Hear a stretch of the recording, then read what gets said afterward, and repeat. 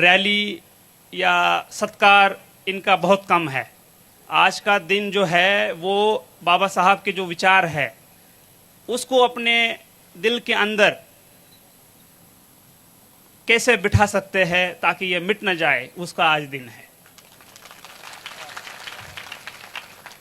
बाबा साहब कहते हैं कि I am Indian firstly and lastly, मतलब मैं भारतीय हूं प्रथमता और अंतिमता।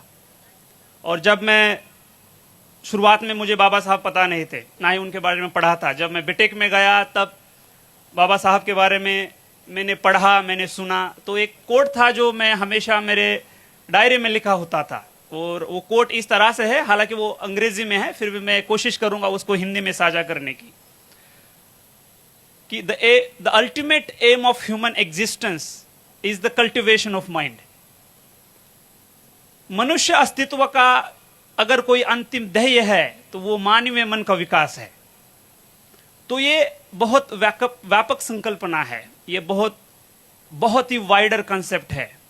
इसमें समानता के लिए संघर्ष करना, समानता का लड़ा, महिलाओं के लिए अधिकार देना, वर्कर्स के लिए अधिकार देना, साइंटिफिक आउटलुक, जिसे एक मॉडर्न आउटलुक बोलते हैं, विज्ञानवादी सोच, वो है। जाति जाति में भेदभाव न करना, वो है। तो ये कोड जो था वो मुझे, उसने बहुत प्रभावित किया। सभी को पता है कि अगर धरातल पे समानता के लिए सबसे बड़ा संघर्ष अगर पूरे दुनिया में किसी ने किया होगा तो वो बाबा साहब ने किया है। महिलाओं के लिए, महिलाओं की समानता के लिए, उनके रिस्पेक्ट के लिए, डिग्निटी के लिए, उनके राइट्स के लिए, उनके एम्पावरमेंट के लिए धरातल पे अभी तक सबसे बड़ा संघर्ष किसी ने किया होगा तो वो बाबा साहब ने किया है। कुछ चीजें हैं जो आज के दिन उनके विचार जरूर लेने हैं, बट आज का ही वो दिन है जहां हमें रिफ्लेक्शन भी करना है। जो समाज बाबा साहब चाहते थे, जहां जाति जाति में भेदभाव ना हो, क्या उसको हम हासिल कर चुके हैं? उस पे सोचना जरूर बहुत जरूरी है। बहुत सारे लोग यहां होंगे जिनको मैं कहूंगा जरूर संविधान पढ़िए, बट उनके पास ना उतना टाइम होगा। बट मैं जरूर कहूंगा कि अगर आपको किस परिस्थिति में संविधान बनाया गया, किस तरह से संविधान बनाया गया, किस तरह की चीजें संविधान में है जिससे ये समाज जो है, ये दुनिया की एक बहुत ही वाइब्रेंट डेमोक्रेसी है, उसको पढ़ना, उसको समझना बहुत जरूरी है। अगर आपके पास टाइम नहीं तो आप जरूर अपने संविधान की जो प्रस्तावना है उसको पढ़िए, जो फंडामेंटल राइट्स है, मूलभूत अधिकार है, उनको पढ़िए, directive principle of state policy है, उनको पढ़िए। आपको समझ में आएगा कि कितने मूलभूत अधिकार इस संविधान में बाबा साहब ने दिए हैं। जैसे राइट टू इक्वालिटी, समानता का अधिकार, जिसमें आर्टिकल 15 कहता है कि prohibition of discrimination on the basis of religion, race, caste, sex, place of birth. मतलब आप किसी के साथ भी किसी चीज को लेकर भेदभाव नहीं कर सकते। राइट टू इक्वालिटी के बाद होता है right to freedom of speech and expression, assembly, association, movement, residence, profession. मतलब आपको अधिकार दिया है, आपको बोलने का अधिकार दिया है, बोलने की आजादी दी है, आपको ऑर्गेनाइजेशन, एसोसिएशन फ्रेम करने की आजादी दी है। ये बहुत ही मूलभूत और फंडामेंटल चीजें हैं जो समाज में अगर कोई कम्युनिटी है या कोई समाज में व्यक्ति है, उसकी जो राइट्स है, उसका जो एक डिग्निटी है, उसकी जो लाइफ है, उसके लिए बहुत जरूरी है। करेगा आर्टिकल 23 और आर्टिकल 24 जब पढ़ेंगे आपको तो समझ में आएगा। उसके बाद है right to freedom of religion, अपने अधिकार से वो अगर चाहे किसी रिलीजन को वो चूज कर सकता है। उसके बाद है cultural and educational right, minority जो है उनके लिए एजुकेशन के अधिकार किस तरह से है, जो कल्चरल लिंग्विस्टिक माइनॉरिटी है, भाषा वाली माइनॉरिटी है, उनको किस तरह से प्रोटेक्ट किया है। उसके बाद है article 32, right against constitutional remedies, right. तो ये जो बहुत मूलभूत और फंडामेंटल अधिकार है जो संविधान में दिए हैं, जो संविधान की अगर प्रस्तावना आप देखोगे तो उसमें कहा है कि वी द पीपल ऑफ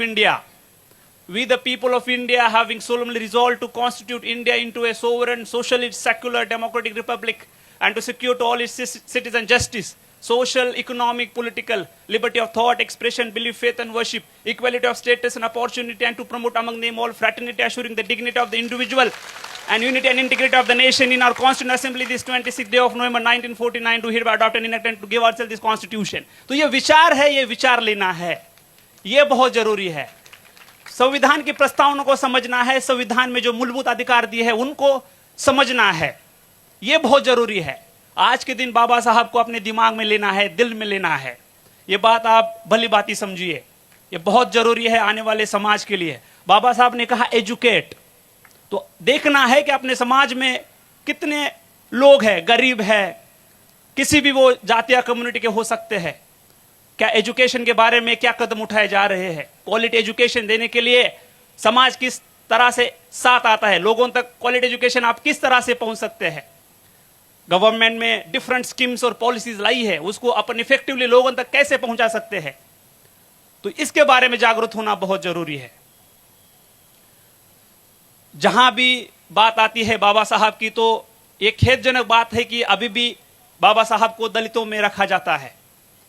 बल्कि पता है कि बाबा साहब ने जितना काम दलितों के लिए किया है उससे कई गुना काम महिलाओं के लिए है, वर्कर्स के लिए किया है।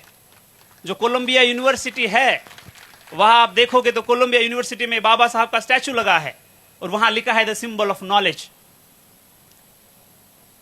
बाबा साहब की जो एजुकेशन की डिग्रियां है, अगर आप पढ़ोगे तो आपका दिमाग पूरा चकरा जाएगा। कर रहे कि बच्चों को पढ़ाए। आज इस सांचौर में आप देखोगे तो आप हमारे सामने एक नशा का बहुत बड़ा चैलेंज है, बहुत ही बड़ा चैलेंज है, जिसको हम सबको मिलकर खत्म करना है। हमारे जो युवा है, इन युवाओं को बताना है आपको कि ये जो चीज है ये उनके लिए कितनी घातक है। वो अपने खुद का सेल्फ कंट्रोल लूज कर देते हैं,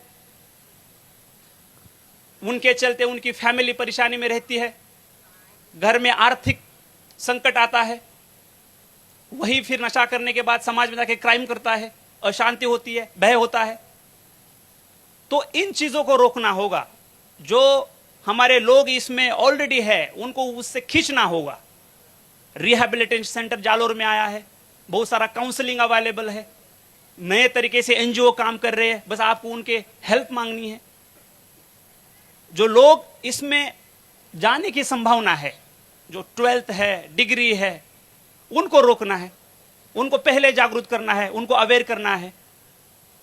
उसके बाद जो लोग प्रत्यक्ष और अप्रत्यक्ष रूप से इसको बढ़ावा दे रहे हैं, नशीली पदार्थ की मुनवार कर रहे हैं, नशीली पदार्थ सप्लाई कर रहे हैं, एमडी, स्मैक, गांजा, अफीम, डोडा, इसको किसी भी हालत में बर्दाश्त नहीं करना है। अगर आपने आज ये ठान लिया, बाबा साहब के जयंती के अवसर पर आपने ये ठान लिया कि मैं इस नशा को खत्म करूंगा, आने वाले मेरे बच्चों का फ्यूचर सुरक्षित करने की जिम्मेदारी अपने हाथ में है, और ये जिम्मेदारी अगर आपने उठा ली तो आज ये जयंती सेलिब्रेट करने का पूरा मैं बोलूंगा कि सफल हो गया, सार्थक हो गया। यहां आके घोषणा देके या सत्कार करके वापस बिल्कुल नहीं जाना है। यहां आने के बाद बाबा साहब के विचार जो है वो दिल में लेना है, दिमाग में लेना है। हमारे सामने क्या चैलेंजेस है उसको देखना है, उसको सुनना है, समझना है, और फिर उस चैलेंजेस को हम कैसे पार कर सकते हैं। इसलिए गवर्नमेंट के साथ, समाज के लोगों के साथ, सिविल सोसाइटी के साथ मिलकर उसके खिलाफ लड़ा देना है। मैं जब तक यहां हूं तब तक पुलिस प्रशासन का पूरा सहयोग रहेगा। हर कोई चीज जो समाज में संकट पैदा कर रही है उसके खिलाफ लड़ने के लिए पुलिस यहां की सक्षम है। तो मैं आपका ज्यादा टाइम नहीं लेता हूं, बाकी मान्यवर है उनको भी आपसे बात करनी है। बट आज के दिन जो बाबा साहब की जयंती है, उस अवसर पे मैं आप सबको कहूंगा कि बाबा साहब सबके है, किसी पर्टिकुलर जाति के या पर्टिकुलर कम्युनिटी के नहीं है। बाबा साहब पूरे देश के हैं, पूरे समाज के हैं। देश का कोई ऐसा घटक नहीं है जिसके प्रोग्रेस। आज भी हम देख रहे हैं कि समाज में भेदभाव दिखता है, तो उसको हम कैसे खत्म करेंगे? तो बाबा साहब के विचार से हम उसको खत्म कर सकते हैं, संविधान से हम उसको खत्म कर सकते हैं। तो संविधान जो बाबा साहब ने हमें मूल्यवान जो दिया है उसको आप पढ़िए, उसको समझिए, उसकी वैल्यू से आपको पता चलेगा कितना बड़ा कंट्रीब्यूशन हम सब के लिए बाबा साहब ने दिया है। तो मैं अंतिमता यही कहूंगा कि यहां जितने लोग हैं जो आए हैं उनके लिए बहुत सारी ढेर शुभकामनाएं।